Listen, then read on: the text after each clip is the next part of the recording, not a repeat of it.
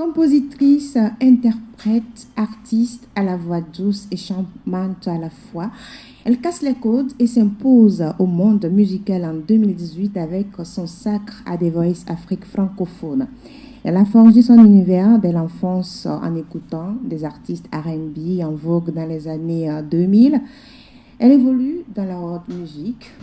Elle, c'est Victoire Biakou qui a accepté faire face aux accusations et aux questions de la juge à la barre. Victoire Biakou, bonjour. Et est-ce que vous êtes prête à tout nous déballer? Bonjour et merci pour l'invitation. Un plaisir. Je suis plus que prête. À tout déballer. Ouais. Bon, pas tout, hein, ça dépend. Non, il n'y aura pas de cachette. Okay. On ne va pas trop appuyer sur Victoire Biakou. Alors, The Voice Afrique francophone, une expérience qui vous a explosé ou bien exposé au monde entier. Après cette aventure, qu'est-ce que vous avez tiré comme leçon? J'ai tiré beaucoup de leçons. Déjà lors du concours et après le concours, j'ai tiré beaucoup de leçons. Et surtout ne pas abandonner ses rêves, ne pas abandonner ce en quoi on croit. Voilà. Et surtout ça. D'accord. Alors, quel est le bilan que vous faites des 4 ans? Parce qu'aujourd'hui, ça fait au moins 4 ans cette année. 4 ans sur votre carrière. Quel bilan vous faites?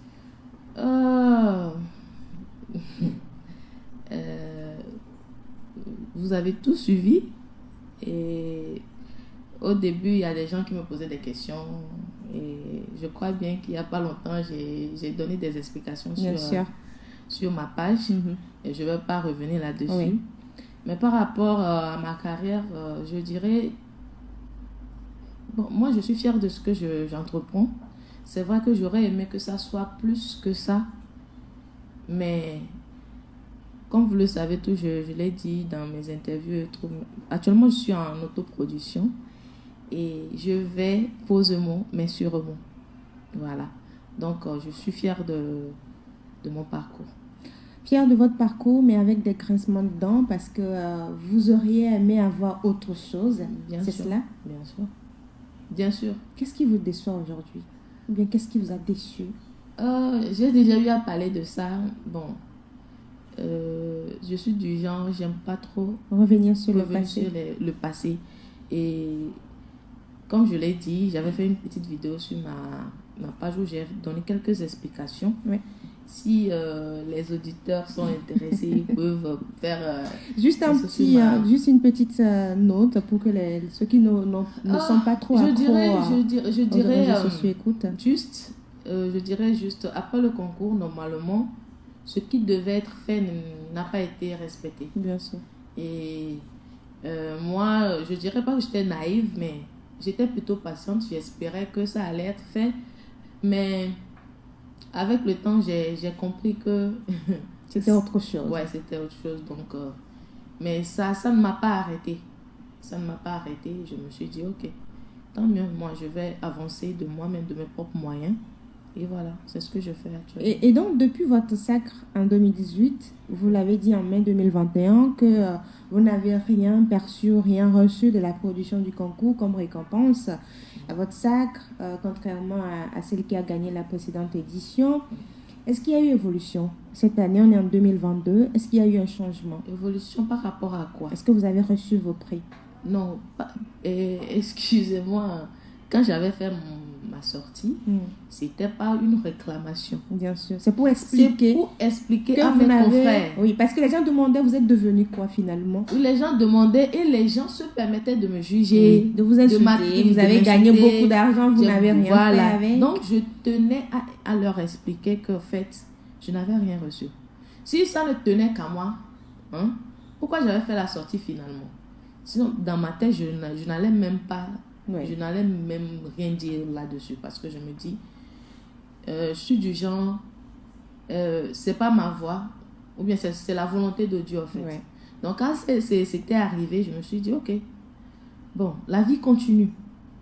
Mais ce qui m'a poussé à venir donner des explications, c'est mes confrères en fait. Qui pensaient que vous faisiez sciemment, en fait. Oui, c'était comme si tu avais l'opportunité ou bien tu avais la chance d'avoir une production ou bien d'évoluer, voilà. Ou bien d'exceller plus que ça, mais tu ne le fais pas. C'est pas le cas. Mais les gens ne comprenaient pas. Et quand j'entendais les propos de certaines personnes, ça me faisait mal. Au début, je déprimais même, mais je suis passée à autre chose. Et donc, finalement, la production n'est plus revenue vers vous? Et c'est ce que j'essaie de vous expliquer. Ce n'était pas une réclamation. C'est une explication. C'était une explication pour mes confrères, pour qu'ils comprennent et arrêtent de me juger ou bien arrêtent de dire ce qu'ils ne savent pas. La situation n'a pas changé. Donc, vous êtes en autoproduction. Je suis en autoproduction. On comprend mieux maintenant. Alors, aujourd'hui, Victoire Biakou, vous avez passé par des événements heureux, des situations heureuses. Après, il y a eu des peines et tout. Ouais. Mais qu'est-ce qui vous définit le plus? Qu'est-ce que je dirais? Déjà, je suis une personne qui est très patiente. Et c'est vrai que j'ai des objectifs, mais j'aime pas sauter les étapes. Donc, Victoire est une personne très, très, très patiente. Et voilà. Très compréhensive, qui prend la vie du bon côté, qui garde la tête haute. Voilà. Alors, votre carrière musicale, est-ce qu'on peut dire aujourd'hui qu'elle a démarré réellement à partir de ce succès à The Voice Afrique francophone? Démarrer? Qu'est-ce que vous voulez dire? C'est-à-dire, vous avez attaqué, maintenant vous avez entamé cette carrière musicale-là parce qu'on ne vous voit. Oui, vous avez participé à 228 Ficti Factor, mais il n'y avait pas eu de réussite à ce niveau. Donc, est-ce qu'on va dire que c'est à partir de ce concours continental que vous avez donné le temps à votre carrière? Oui. Avant, la musique, pour moi, à la base, c'est une passion. C'est une passion, comme je le dis toujours. C'était quand j'ai découvert que je pouvais chanter et que j'avais une voix acceptable. Ça représentait une passion pour moi, un autre univers pour moi, où je partais me cacher, où je partais me ressentir vivante. Et tous les concours auxquels j'ai participé, notamment Togo Star Karaoke, 228 Campus Live et tout, c'était pour moi une manière, c'était d'exprimer cette passion voilà, que vous avez. Et de me découvrir aussi. J'aimais ça. Quand je rencontrais d'autres talents, je voyais ce que d'autres personnes savaient faire. Ça me poussait, je me disais, ok. Donc, je peux aller au-delà de ce que je suis. Et à chaque fois, j'apprenais. Et j'apprenais des autres. Et je dirais même que ça me boostait même à élever mon niveau. Donc, mais je ne pensais pas vraiment faire carrière. Donc, c'est après The Voice, justement parce que l'un des prix du concours était la production musicale. Voilà. Donc, c'est là qu'est partie ma carrière vraiment. C'est vrai que quand ça n'a pas marché, mais je me suis dit, déjà la musique, c'est ta passion. Et j'avais déjà commencé à faire de la cabaret avant même de faire des voices et autres. Mais pourquoi ne pas faire de cette passion-là un métier? Et voilà, c'est pourquoi j'ai voulu continuer. Même s'il n'y avait pas les moyens, je me suis dit, je ferai avec ce que j'ai. Voilà. D'accord. Alors, sur scène, on remarque un caractère tourné vers un style rock. Quand on veut si souvent. Oui. Je dirais quoi, rock? Vous direz? Plutôt jazz. Plutôt jazz. Ouais. Oui, maintenant, est-ce que l'aspect-là qu'on voit sur scène vous permet aujourd'hui de braver des barrières? Parce que souvent, quand vous avez ce style-là, vous n'avez pas de jazz. Être dans ce style, comme le rock, c'est d'autres mondes. C'est un autre monde. Est-ce que ce caractère que vous prenez vous permet aujourd'hui de franchir des étapes? Quelles étapes? Si vous avez des problèmes devant, c'est-à-dire vous rencontrez des difficultés. Les difficultés, c'est dans tous les métiers. C'est vrai que je dirais que la jeunesse ou bien je ne sais pas, la communauté d'aujourd'hui sont plus attirés vers les chansons commerciales, dansantes et autres. Les gens sont plus attirés vers ça. Et au Togo, il n'y a pas vraiment des gens qui font dans la world music et autres. Pour les gens, c'est vraiment ceux qui sont des mélomanes qui s'y intéressent méticuleux voilà, dans le choix musical. Voilà. Je dirais que peut-être c'est ce côté où, mais comme je l'ai dit, moi je suis patiente, j'aimerais amener les gens vers ce style de musique aussi. J'aimerais être une exemple comme l'a été notre grande Bella Bello. Jusqu'à présent, on parle de Bella Bello. Bien sûr. Voilà. C'est vrai qu'elle n'a pas fait des chansons, comment dire, urbaines. Qui vendent voilà. Aussi et tout. Qui rendent star, on crie ton nom partout, mais aujourd'hui, quand on veut parler des grandes musiciens, des grandes chanteuses, mais on se rappelle toujours d'elle. Voilà. Alors, Victoire Biakou, parlant de Bella Bello, on dit Victoire Biakou ou la réincarnation Bella Bello. Qu'est-ce que cela vous fait d'entendre de tels propos? Déjà, c'est une fierté. C'est une fierté et j'ai un peu peur aussi qu'on me confonde à Bella ou bien Bello? Qu'elle me fasse ombre. Comment est-ce qu'on dit ça? Oui, qu'elle vous cache un peu. Voilà. D'accord. Oui, c'est vrai. Elle a été l'une des grandes chanteuses togolaises qui m'inspire beaucoup. Moi, je ne fais pas de cabaret sans chanter une chanson de Bella Bello. C'est pas de ses mélodies, pas de ses compositions, les paroles et autres. Ça me touche vraiment. Et comme je l'ai dit, je voudrais suivre sa voix pour que dans 10 ans, même après, quand je serai plus là, que les gens parlent de Victoire Biakou. Et c'est pourquoi je travaille sur mes projets et autres. J'aimerais suivre sa voix tout en étant particulière. Voilà. En état particulier. Voilà. D'accord. Alors, sur les réseaux sociaux, vous êtes autant controversé. Comment cela s'explique? Controversé. On ne comprend pas votre monde. Surtout quand on lit ce que les gens écrivent sur vous. Ça va venir. Avec le temps, il va comprendre. Avec le temps, c'est ce que je dis. Par exemple, je suis interprète aussi. Oui. Je chante, je compose, je suis interprète. Mais la plupart des gens m'ont connue étant interprète à travers les concours où on me donnait des chansons, où on pouvait me voir dans plusieurs styles. Dans d'autres styles. Par exemple, il y a des personnes qui m'ont découvert en jazz, qui m'ont aimé comme ça et qui voudraient que Victoire continue dans le jazz parce que ce que la personne a vu.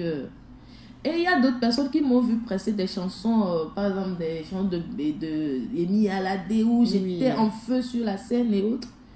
Ces personnes-là aussi aimeraient bien voir Victoire évoluer dans ce style. Maintenant, le piège pour nous, par exemple, les interprètes, c'est que tu essaies dans plusieurs styles et parfois on a tendance à se perdre. À vous confondre. À nous confondre. Par exemple, pour pouvoir développer ton propre style, tu te perds un peu. D'accord. Et souvent aussi, les gens t'attendent sur quelque chose que peut-être c'est pas ce que toi tu aimerais faire. Je sais pas si vous me comprenez. On comprend. Donc, quelque part, tu vas voir sur les réseaux, il y a des gens qui vont dire Victoire, oh, ma Victoire que j'ai connue, mais il faut faire. Genre, il espère te voir dans ce que lui, il a piché. Oui. Voilà. Mais donc, alors que vous n'êtes pas là-dedans. Alors que peut-être moi, je suis en train de développer ce qui est approprié à moi. Je ne sais pas si vous me comprenez. Oui. Par exemple, quelqu'un, quelque part, il a déjà vu Victoire interpréter les chansons de Whitney Houston ou bien, comment dire, Beyoncé et autres. Il aimerait me voir exceller dans ce genre-là. Mais peut-être c'est pas ce qui est ma... Ce n'est pas votre force. Vous ne vous retrouvez pas là-dedans. Pas une histoire de force. Je peux le faire, mais est-ce que c'est ce que je veux? Est-ce que je dois forcément ressembler à Is ou tel? Victoire veut créer victoire. Son monde. Voilà.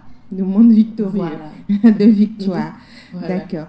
Alors, aujourd'hui, vous avez lancé des chansons. Quand on vous écoute, il y a beaucoup de choses là-dedans. Ouais. Je ne vais pas donner trop de détails. On va écouter l'un de vos morceaux, c'est le dernier d'ailleurs. Reviens à moi et on revient. Reviens à moi, c'est votre dernier morceau, je le disais tantôt. Pour vous, c'est un titre qui vous permet d'exprimer une foi, un sentiment d'amour. Cette chanson exprimerait-elle une situation particulière que Victoire Biakou a vécue? Trova, reviens à moi. Oui. Déjà, à la base, ce morceau, c'était un sentiment de... Bon, c'était par rapport à la foi. Et je me sentais un peu éloignée de Dieu. Et ça me venait genre, c'est comme si c'était Jésus qui me disait, reviens à moi. Je ne te juge pas. Tu es trop loin. Genre, reviens. Vous êtes parti un peu... Oui, je suis... Bon, vous êtes éloigné de lui. À ce moment, je me sentais pas trop... C'était pas ça, quoi. Parfois, ouais. on s'écarte un peu du chemin. Et c'était comme si Dieu me disait, reviens-moi. Reviens mon enfant. D'accord. Donc, la première, reviens à moi, ne t'éloigne pas. J'avais écrit ça depuis. J'avais la mélodie là depuis. Et sans être développé justement, juste cette phrase-là. Et après, quand j'ai voulu développer ça, j'ai généralisé un peu sur, par exemple, la vie, les relations humaines entre un mari et sa femme, une soeur. J'ai généralisé où je me suis dit, de la même manière où le Seigneur peut nous accepter comme on est et nous dire de revenir à lui, pourquoi moi par exemple, Victoire, je ne peux pas me battre pour un amour où peut-être je suis en faute, où je peux dire à la personne, reviens-moi. Je reconnais que je suis en faute. Je promets de changer, ou bien je promets de changer ce qui ne me veut pas et autres. Donc j'ai généralisé et puis c'est le résultat. Et quand on vous écoute, c'est la même chose, c'est dans le même registre, Béafor et les autres morceaux également. Vous avez cette particularité-là, c'est une touche dédiée à votre personne, à Victoire en fait. Est-ce que vos morceaux ou bien vos titres partent-ils toujours de quelque chose que vous avez vécu ou bien d'un sentiment que vous ressentez? Oui, déjà, avec tous les projets que j'ai déjà sortis, quand même, c'est des morceaux qui viennent de moi. J'ai été inspirée par un fait que j'ai vécu et que je généralise. Voilà. Évidemment que j'ai d'autres projets qui n'ont rien à voir avec un lien directement avec moi, mais qui vont venir. Mais ceux-là qui sont déjà sortis, et la plupart de mes compositions quand même, ça vient de moi. Je m'inspire d'un vécu en fait. Est-ce que ça ne vous pose pas de problème de parler de vous comme cela, des situations que vous vivez? Non, ça ne me gêne pas. Parfois, tu peux vivre une situation que c'est pas, tu viens pas plaquer ça, hein, mais tu prends un côté où tu peux te servir pour conseiller les autres. Oui. Ou bien un côté où tu vois qu'il y a d'autres personnes aussi qui vivent les mêmes situations. Chose, hein. Et ouais, c'est là que je généralise, mais je ne peux pas venir, par exemple, dévoiler tout ce que je vis là intégralement. Non. Victoire Biakou sur les réseaux sociaux et Victoire Biakou en vrai, quand on vous écoute, quand on échange avec vous, vous êtes une personne douce, une personne qui a besoin de paix, d'être dans une situation où il n'y a pas de problème, mais vous êtes dans un monde où il y a assez de problèmes. Comment vous arrivez à vous en sortir? C'est difficile. C'est pourquoi chaque jour qui vient, je lutte, je m'efforce d'être la meilleure version de moi-même. Et Victoire n'est pas tout le temps douce. Hein. Bon, parce qu'on dit souvent. Il y a l'eau. Après, voilà. on met l'eau un peu sur le feu. Voilà, c'est un mélange, en fait. Voilà. Et Victoire a eu une histoire, elle a eu un vécu où je préfère la paix. Moi, j'étais très bagarreuse quand j'étais... Voilà, très jeune, adolescente. Toute petite, je ne fais que me bagarrer. Tout le temps, on dit, oh, et puis au bas d'accord, tout le temps, c'était ça. Et maman était tout le temps en colère. Toi, tu ressembles à ton papa. Je ressemble un peu, ce caractère-là, je le tiens de mon père. J'étais bagarreuse. Je taquine, j'étais très taquin et autres. Mais en grandissant, en devenant plus mature, j'ai vu que c'est mieux d'opter pour la paix que d'être tout le temps la folle là. Donc pendant un moment, j'ai travaillé sur moi. J'ai beaucoup travaillé sur moi pour me tempérer. Oh, j'étais très nerveuse. Je m'emporte très vite. Pour ceux qui me connaissent quand même avant et la Victoire d'aujourd'hui, ça pendant... Il y a certaines personnes qui disent hey, c'est Victoire, trop tôt. Voilà. Mais je préfère le côté cette version je préfère cette version-là. Alors aujourd'hui, vous êtes dans votre carrière, vous vous produisez vous-même et avec votre label. Mais qu'est-ce qui vous a fallu pour atteindre ce niveau? Le niveau, genre pour le label? Oh non, vous-même dans votre carrière, qu'est-ce qui vous a fallu? Quel est le travail qui a été fait derrière, au-delà de The Voice, au-delà du concours? Parce que tout le temps, quand on veut parler de Victoire Biakou, on vous... mais sur il y a l'étiquette concours et tout, mais au-delà, quel est le travail qui a été fait?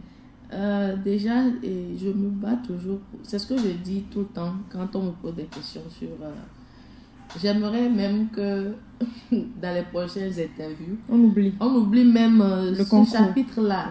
C'est ce que je dis toujours. Et tout le monde doit vivre des événements dans sa vie, mais il ne faudrait pas que tout le temps on s'accroche. Peut-être on peut laisser les bons côtés, mais tout le temps ceux qui t'ont retiré, qui t'ont ramené en arrière et tout. Non. Donc après ça, je me suis dit, moi j'ai un dicton, comme on le dit, quand tu tombes, il faut te relever. Quand tu tombes quelque part, il ne faudrait pas que tu t'allonges là-bas, les deux jambes écartées, tu te dis, oh j'ai tombé, tu te plains, je tombe, venez m'aider. Je ne suis pas de ce genre-là. Quand je tombe, je me relève.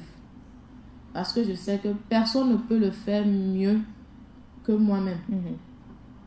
Oui, il y a des gens qui aident avec tout leur amour et autres, mais si moi-même je le fais, ce sera plus... C'est une autre reconnaissance pour vous? Pas une reconnaissance, mais je le ferai mieux que quelqu'un d'autre. Par exemple, aujourd'hui, si j'avais des millions, ou bien peut-être que je ne serais pas à ce niveau. Ou bien si j'avais vraiment les moyens. Votre carrière sera à un autre niveau. À un autre niveau. Voilà.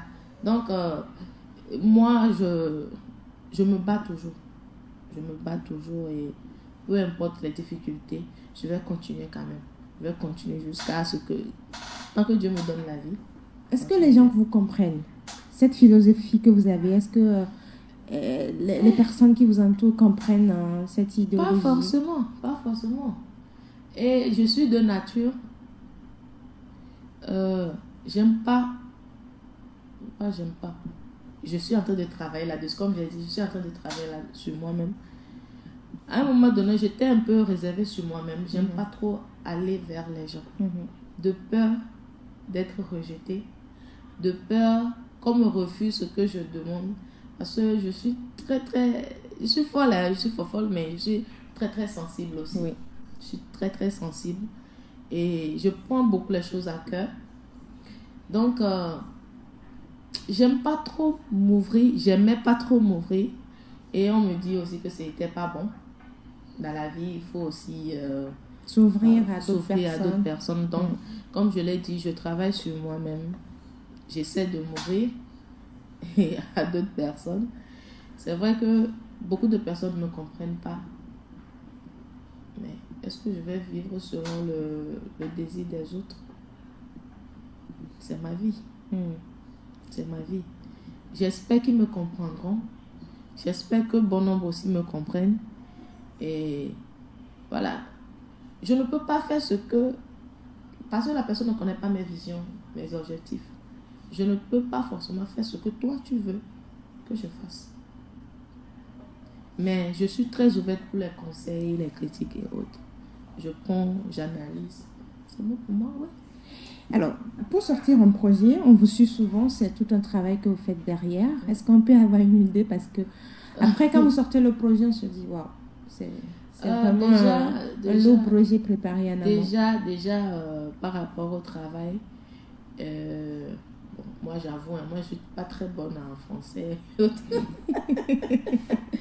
Non, la langue maternelle d'abord, le français on mélange parce qu'on est dans la profession. Je suis pas très bonne. Ouais. Donc moi, parfois quand j'écris, je demande l'avis d'autres personnes. Est-ce que la manière dont j'ai l'agencement d'idées et tout ça, est-ce que c'est bon? Parfois on me corrige, on me dit que non, tu aurais pu. Parfois quand tu écris aussi, l'écriture, pour l'adapter à la mélodie que tu as, c'est tout un travail. C'est tout un travail. Parfois, c'est l'écriture qui vient d'abord, après tu trouves une mélodie. Parfois, la mélodie vient et après tu écris, tu as la mélodie dans la tête et après tu écris quelque chose pour... Parfois, les deux viennent en même temps. Donc, c'est tout un travail et après tu vas au studio et moi, comme je l'ai dit, je suis très ouverte. Quand l'arrangeur il te propose d'autres choses, si on le faisait comme ceci, si on le faisait comme cela, et voilà. Mais moi je pars toujours de moi-même, je trouve une mélodie, je vous envoie et vous travaillez, vous me proposez quelque chose que de me proposer pour que je chante, c'est plus difficile pour moi. Donc après ça, on réfléchit avec le staff quand sortir. Et par rapport aux moyens aussi. Parce que tout vient de vous. Donc, oui. Donc, il faut voir quand sortir. Et pour la promotion, quoi faire? Vers quelle radio aller? Vers quelle télévision aller? Et on voit le budget aussi qu'on a. Et on essaie de faire avec les moyens et autres. Comment vous arrivez à financer vos projets? Déjà, depuis mon retour, à part le corona qui nous a un peu paralysés, j'avais des prestations dont j'économise, je mets de côté, mais sous peu, l'année dernière, j'ai ouvert ma boutique en onglerie et accessoires. Donc dans l'entrepreneuriat, voilà, et en même temps j'avoue que c'est pas facile, mais les deux ça se complète. Et j'ai la famille aussi, j'ai mon époux aussi qui m'aide beaucoup. Je le remercie d'ailleurs. Par rapport à ce qu'il fait. Ouais. Et parlant de cela, parce qu'à un moment donné, on vous a vu vous éloigner un peu. Ouais. Parce qu'il fallait construire votre vie familiale. Ouais. Qu'est-ce que ce choix-là a apporté à votre carrière musicale? Moi, je dirais que ça m'a apporté de l'équilibre.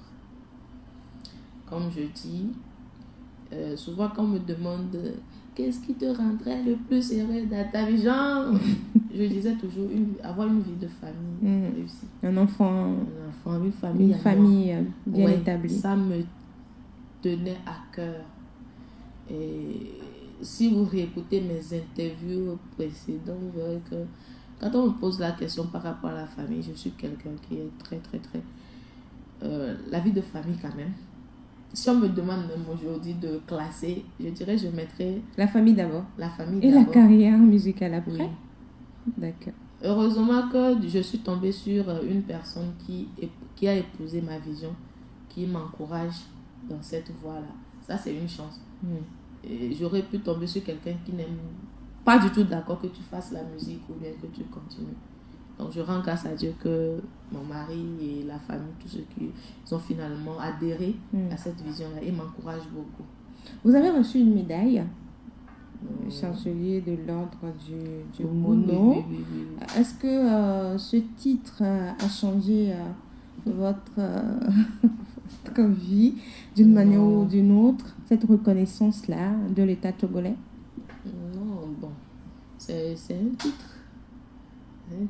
Aujourd'hui, je fais partie des chevaliers. De la liste des chevaliers. Voilà, je fais partie de la liste des chevaliers. Mais à part ça, bon, Ça s'arrête... Ah oui, ça s'arrête là. C'est juste un titre. Au-delà de la musique, on vous voit également engagé dans d'autres causes très nobles, notamment la défense ou bien la promotion de la femme, surtout avec le concept s'aimer au naturel, parce que quand on vous voit également, vous préférez cela. Aujourd'hui, qu'est-ce que vous allez dire à la femme africaine, notamment togolaise, qui préfère se tourner vers tout ce qui est plastique et tout? Déjà, il faut... Moi, je dirais à mes soeurs, mes grandes soeurs, mes mamans et autres, déjà, il faut s'accepter comme tu es. C'est le complexe qui amène ça. Hein. C'est le complexe. Quand tu es noire. Quand tu es complexé, tu te dis, genre, par exemple, moi, je suis complexée par mon nez souvent. Je suis complexée par mon nez. Mais vous êtes très belle avec cela. Moi, mon nez est trop gros parce que est-ce que vous avez déjà vu le nez de quelqu'un d'autre qui vous dépasse? Voilà. C'est le complexe qui nous donne ce mal-être-là, qui nous pousse vers ces choses. Mais il faudrait qu'on cultive l'amour, l'estime de soi. C'est un travail à faire. Moi, pendant longtemps, je n'avais pas confiance en moi. C'est vrai. Parce qu'en ce moment, j'étais folle. Moi, je me dirais même, je refoulais ces ressentiments-là dans mes petits bagarres et autres. Je crois bien que c'était ça. C'est ce genre quand tu vis, genre quand tu subis quelque part, il faut aller se défouler de l'autre côté. Pendant longtemps, moi, par exemple, je me disais, je ne suis pas belle parce que je suis noire. Parce que tout le monde qui t'entoure te dit, l'insulte, genre quand tu fais quelque chose pour t'insulter là, aïboué, Oyibore, et Blackie, et Ngotigoro. Genre, des mots blessants, des mots qui vous rabaissent. Oui. Et je ne sais pas si je l'ai une fois dit dans une interview. Une proche qui me regarde.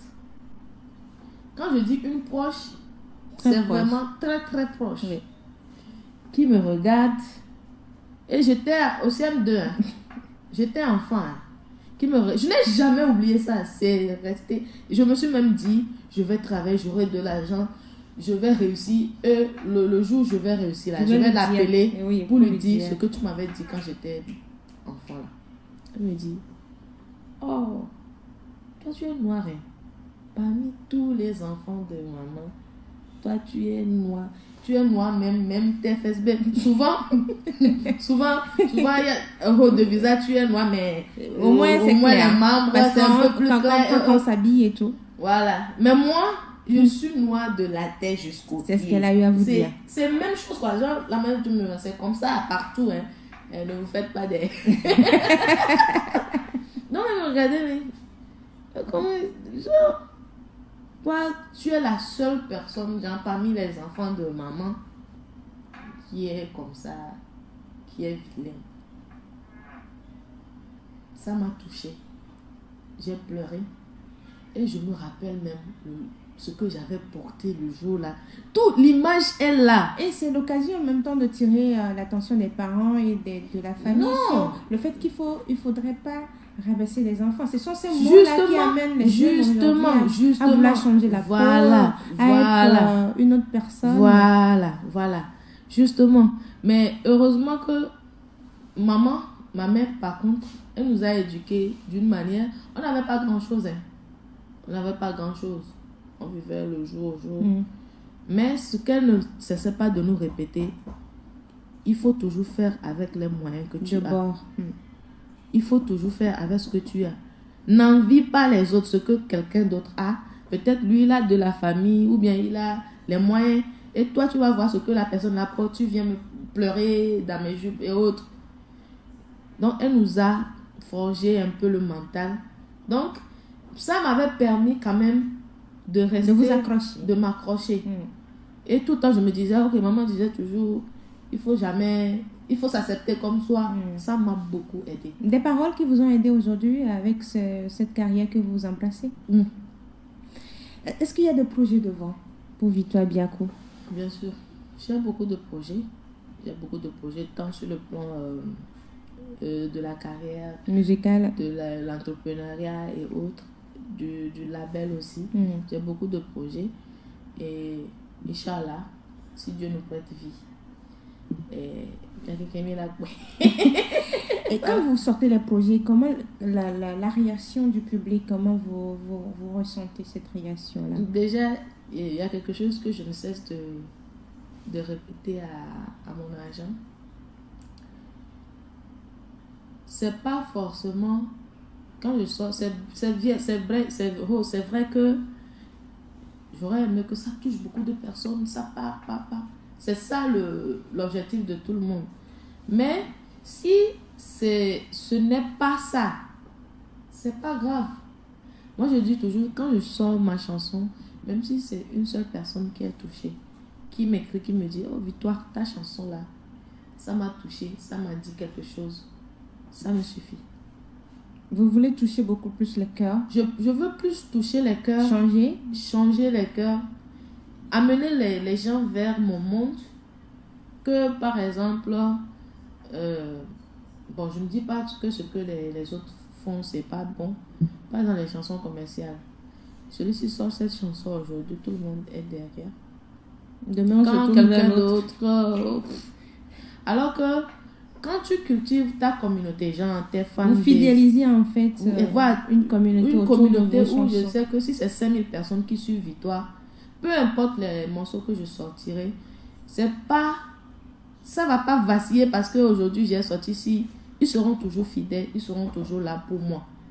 C'est ça l'objectif. Drainer de vrais fans. Genre je dirais même des gens transformés, voilà, des gens qui épousent la vision, voilà, qui épousent la vision et qui me soutiennent vraiment. Voilà. Aujourd'hui, pour finir, les questions de la juge, pour terminer, il y a beaucoup de jeunes filles qui vous suivent, qui veulent être comme vous, mais qui prennent d'autres chemins parce qu'avec les réseaux sociaux, quand on vous voit, on vous observe, on se dit, moi je vais être comme Victoire Biakou, mais on ne se retrouve pas. Qu'est-ce que vous leur direz? Déjà, moi je dis, si tu veux être comme quelqu'un, il faut te renseigner sur la vie de la personne. Heureusement qu'aujourd'hui, on fait des interviews comme ceci, où on s'exprime, où on dévoile un peu sur notre vie et autres. Il ne faudrait pas, quand vous voyez Victoire exposée sur les réseaux sociaux, c'est tout un travail derrière. C'est tout un travail. Comme j'ai dit, on ne saute pas les étapes. Tu travailles, tu demandes conseil. Comment faire pour y arriver? Et il faut surtout prendre les bonnes décisions. Il faut prendre les bonnes décisions. Moi aussi, par exemple, je suis là aujourd'hui, je vois des personnalités auxquelles je veux ressembler, quand je les vois sur les réseaux sociaux, je dis, waouh, celle-là, elle impacte vraiment, mais j'ai pas encore le travail que cette personne-là a battu jusqu'à arriver à ce niveau. Je peux pas braver ça et devenir ça. Dans la vie, tu peux avoir de la chance où tu tombes. Tout change d'un coup. Mais il faut le travail, il faut nécessairement le travail. Et ne jamais abandonner, comme moi je dis. Ne jamais abandonner. Vous avez une satisfaction par rapport à Viens à moi, le dernier bébé? Bon. Pas vraiment. Mais je dirais, parce qu'avant la sortie de la chanson, même, on a eu quelques difficultés avant la sortie. Normalement, on voulait aussi, pourquoi pas le faire à un autre moment, mais comme c'était un calendrier qu'on voulait respecter, bon, on s'est dit, bon, le travail va continuer pour pouvoir avoir voilà, on va continuer sur la communication et autres. Et voilà. Alors, on ne peut pas laisser Victoire Biakou quitter comme cela sans écouter votre voix. On a écouté la voix depuis, mais on va quitter, on va terminer cette émission avec cela. Et merci beaucoup d'avoir accepté notre invitation. Merci à vous, chers cœurs, de nous avoir suivis. On se donne rendez-vous très prochainement pour vous faire découvrir d'autres artistes togolais, africains et internationaux. Nous étions aujourd'hui avec Victoire Biakou. Allez sur sa page ou bien ses pages pour pouvoir la soutenir. Il y a Viens à moi, cette chanson, je ne sais pas quoi, je ne vais pas trop parler. Voilà. Allez, on se dit à très vite. Je sais, je t'en déconne, abuser de ta patience, mon amour. t'as toutes les raisons de vouloir t'en aller. Trova, ajanye megajo, lolo komelina, lolo